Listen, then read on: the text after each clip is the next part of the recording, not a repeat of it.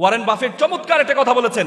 আপনারা যারা চাকরির পিছনে দৌড়ান, ওয়ারেন বাফেট বলছে তুমি তখনই সফল যখন তুমি বসে থাকবা ঘরে, তারপরে তোমার অ্যাকাউন্টে টাকা ঢুকবে, তাহলে তুমি সফল। আপনি চাকরি করেন 9 ঘন্টা 8 ঘন্টা, চাকরি করার পরে আপনি যখন চাকরি শেষ, আপনার বেতন শেষ, চাকরি শেষ, আপনার বেতন শেষ।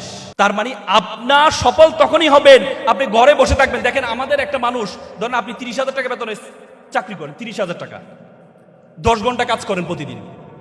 যদি 10 ঘন্টা কাজ করেন তাহলে প্রতি ঘন্টার বেতন কত দাঁড়ায় বলেন তো? 100 টাকা। যদি 60,000 টাকা বেতন তাহলে প্রতি ঘন্টার 200 টাকা, 200 টাকা।